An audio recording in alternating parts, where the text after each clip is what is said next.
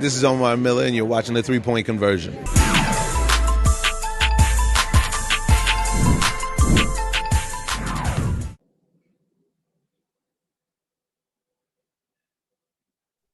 Please raise your hands if you have questions for Coach. Miles Ehrlich. Hey, Coach. In the fourth quarter tonight, 16 of Indiana's 19 points came either in the paint or at the line. I know you're always loath to make any kind of excuses at all, but was the penetration we saw there and at spurts throughout the night more representative of fatigue than it was a lack of effort? It's hard to say. I really don't know.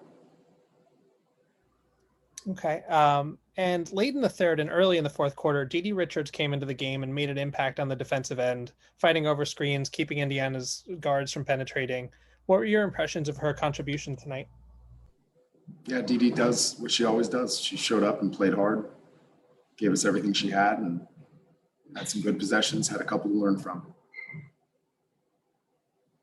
Thanks so much. Jackie Powell. Hey, Coach.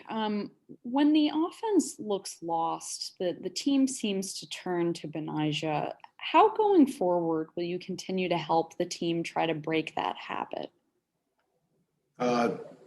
That's usually our choice as coaches, to try to get the ball to Benijah, because that was what was working early in the game, along with getting stops and getting out and pick and roll.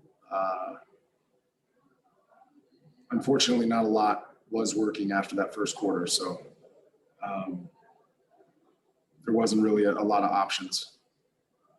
Right. And Sabrina and Benijah had around 14 turnovers combined. What weren't they doing tonight that they had done in the last two games? I thought as a team, we didn't move the ball the way that we needed to move the ball early. When we saw two players, we didn't make the pass quickly enough for then the roller or the popper or whoever to make the next pass to the open player. We tried to hit home runs over and over and over again, and it seldom worked after the first quarter. Right. Thanks so much, Coach. I appreciate it. Jeff Magliochetti. Coach, after that strong first quarter, Indiana kind of took over. Were the Fever doing anything differently, or are those fixable errors you can have ready by Sunday? It's again, I don't know. I don't know why we weren't sharp. It's very frustrating. Fair enough. Thank you for your time and insight. Thanks, Coach. Next up, we have Benijah Laney, Sammy Whitcomb, Kylie Shook. Your teammates. Sorry, what? How satisfying is it that you finally got back to scoring in the 20s in your first game in a couple of games? I mean, it's not about that, it's about the win. So, I mean, it's okay. Jackie Powell.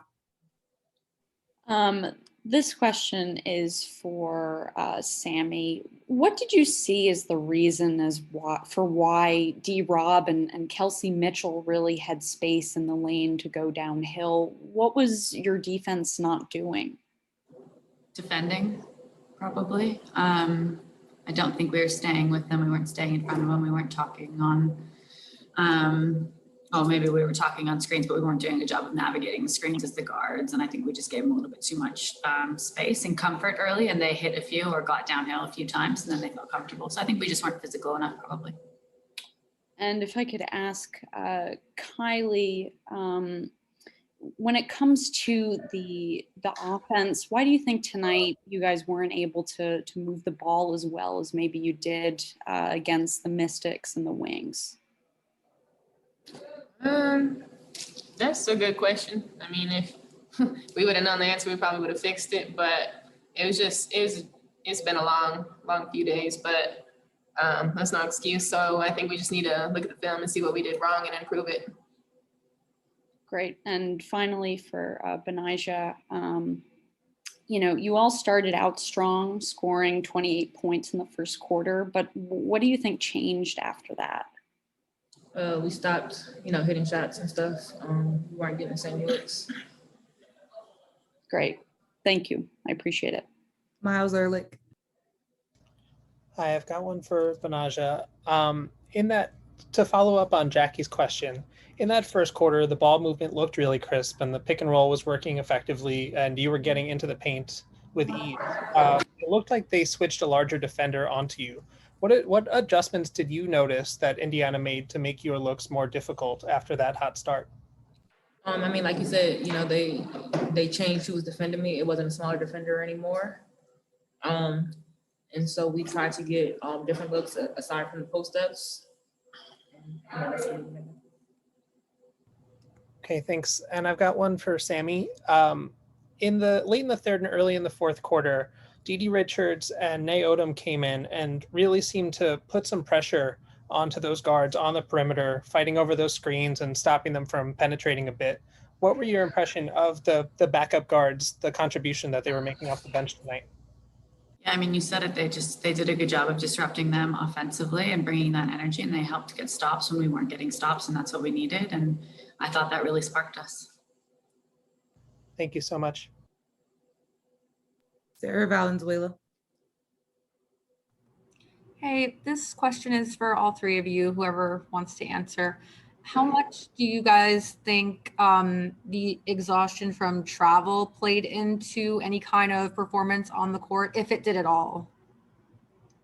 No, I think, look, we're at the stage where everyone's tired, everyone's facing difficulties, everyone's facing different challenges. Like for us as a group, that's not an okay excuse to not play as hard as we can play and not be as focused. It's one thing if you don't have energy, that's fine. You can play, you can still give 100% of what you have. But for me, mentally, we weren't as locked in, and that's something we can all control, and we know that. So I don't think that that's a fair excuse. Thank you. Jeff Magliochetti. This question is for whoever's most comfortable answering it. In the first Indiana matchup, you guys lost the rebounding battle by 17. Tonight, you win it by 6. So it's a positive you can glean from this game. So how much has this rebounding improved, and how can you carry that momentum into not just the next game, but the second half of the season? Yeah, it's something we've been working on, obviously, from the very beginning. And I remember that first game we got smashed, and it's been a priority ever since. And it is something that Kai does a really good job of getting in there and boxing out. All of our bigs do, and the guards, I think, have done a better job of, slashing and trying to get those boards when there's really just a really big post player in there. So I thought we've done a better job of that. It's obviously critical for us moving forward, but the other side of that is we have to take care of the basketball. And if we don't do that, then the rebounds, that margin doesn't end up impacting the game the way we want it to as much. Thank you. And the other question I had, if there's something people could say after this road trip, is that your camaraderie is stronger than ever, your togetherness stronger than ever. So how do you guys pick yourselves up how do you pick each other up after a tough loss like this and move on to Sunday?